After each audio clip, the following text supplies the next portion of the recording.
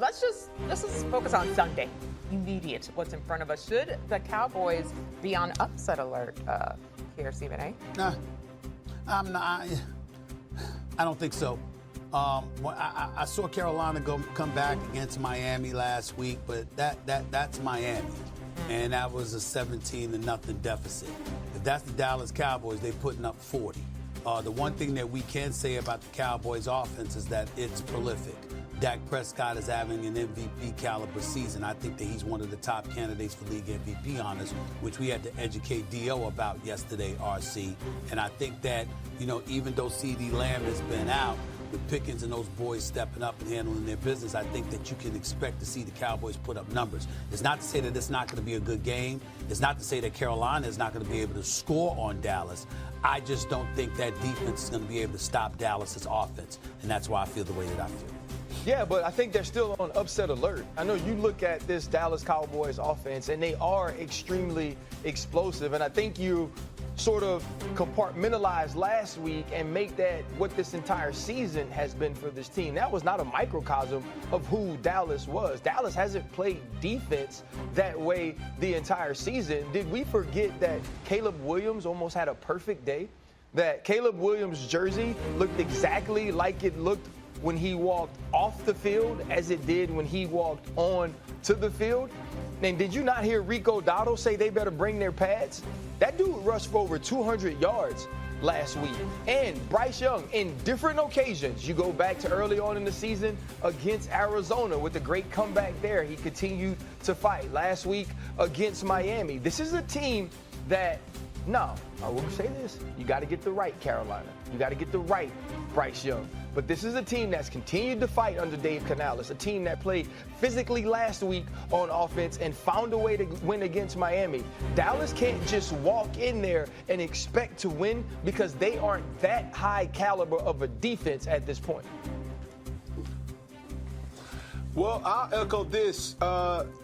Daquavius, no, America, that is not his real name. It's just the swag name that I've been able to give him, and okay. I like Daquavius. Daquavius has been playing very clean football. Clean football, might I add, looks like protecting the football at all costs. And I will say it publicly if somebody is going to utter it privately, and I know Dak will never admit to this. Micah Parsons, or the Dallas Cowboys moving along from Micah Parsons, is the best thing for his career.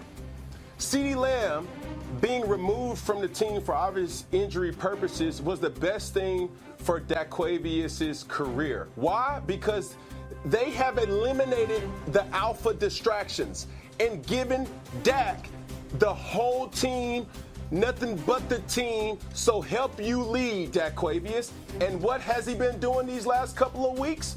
Leading the team with his voice, no other outside sources, and he's been delivering the goods. I like that. Now, in regards to this being on upset alert, I think Carolina has the capability, but it's different when you're going against different forces that it has nothing to do with actual talent on the football field. When I'm looking at Carolina Panthers, I'm looking at Bryce Young hey, bro, it's time. It's time. It's time. When I'm looking at Carolina, the defense has been able to be the only hope of support that has been consistent. When I'm looking at the Carolina Panthers, I'm looking at a desperation win that can really catapult us in a direction that gives even the hurtful or heartless fans to say, okay, I can believe again. Because when you think about it, you hear discussions and you hear the pulse in Carolina, a lot of people are losing hope because they have nothing to hang their hat or their jerseys on these days. Cam, don't try to bury the lead.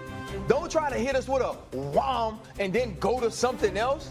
Basically, you just said that Dak is getting to be this Dak because you took alpha males out of the room. To me, that's diminishing his leadership.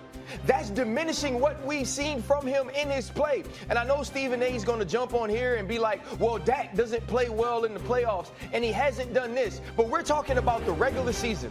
We're talking about the thing that earned him $60 million a year. We're talking about a dude that finished second in MVP voting 2 years ago. And that was after early on in the season having a terrible game against the San Francisco 49ers and riding that ship.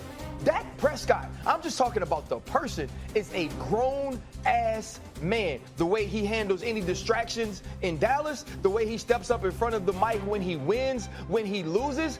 If you ask him, he wants CeeDee Lamb there because CeeDee Lamb makes him better. But without CeeDee Lamb, he's found ways to lead because he can. And Micah Parsons ain't got nothing to do with him. And if he knows anything, he should want Micah Parsons there because at least they could get to the quarterback. I disagree with that. Dak Prescott is winning and playing well on Dak Prescott's own merits. And we have to start giving him credit for who he has been as a man and a player in this league. Say yes.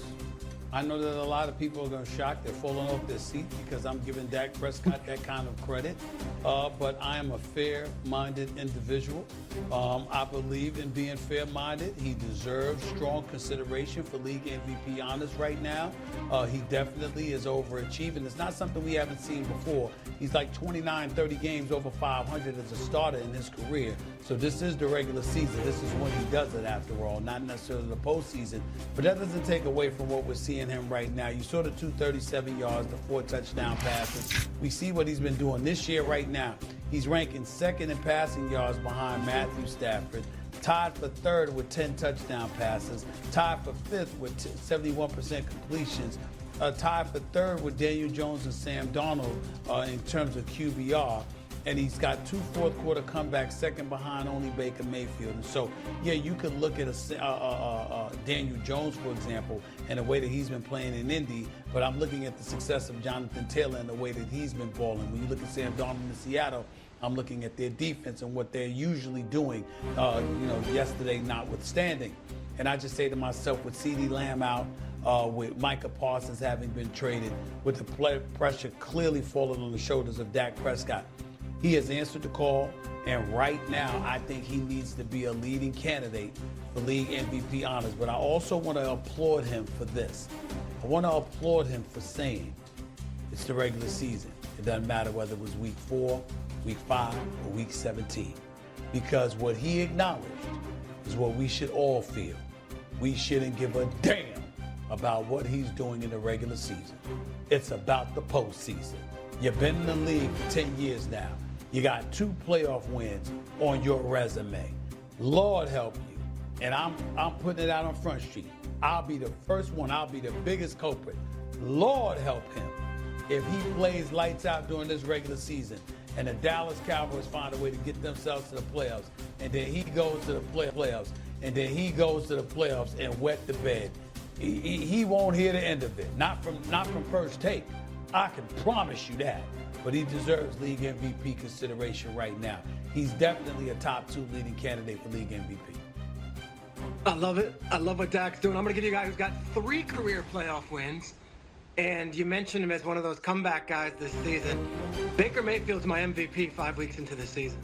What Baker did last night was going to get overshadowed by what Drake May did, what Jayden Daniels did with national coverage.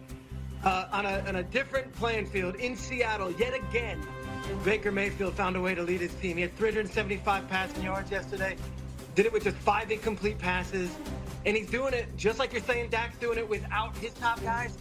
Baker without Mike Evans, without Bucky Irving, with an offensive line that has just been an absolute rotation of a carousel. He continues to do it, and a little bit different, where Dak is kind of playing this humble, I hear the crowd saying MVP, and I appreciate it, but I'm also trying to tune it. Baker's leaning into this. I don't think we appreciate just how hard it is for Baker in this situation in Tampa with the injuries, but also replacing Tom Brady. This is going to be the second year that he's replacing Tom Brady, and I don't think we ever talk about Tom Brady anymore in Tampa. Think about the shadow that he casted after winning a Super Bowl there and the shoes that he had to fill. We still haven't found that guy in New England. And Drake May had a big game yesterday, and we're not sure he's the guy. Baker is Tampa right now. and you saw him pregame, Stephen A. and Cam, there's a fan from Seattle talking all this smack. He's talking smack back. It's a totally different way about going things as an NFL quarterback. But Baker might as well be an offensive lineman. He might as well be one of the dirty defensive linemen. He might as well be any other position on the field. He just so happens to be their team leader, their best player, and they don't take any excuses. They fight, fight, fight. Their only loss, he almost pulled it out against the Eagles despite being down near 3 scores. Yeah, I'm going to go with you, Mr. Strager. And I'm going to tell you a thing or two about old Dak Quavius. Stop the cap, bro. Let's because I can keep it 100. If you're hearing the MVPs, you want an MVP on the low. It does something to you. Yeah. You know what I'm saying? Your cash ain't trust me. I would know a thing through subtle flex, Stephen A. But that thing right there, I'm going to go with my favorite to win MVP, and I thought I would never say it. Baker John.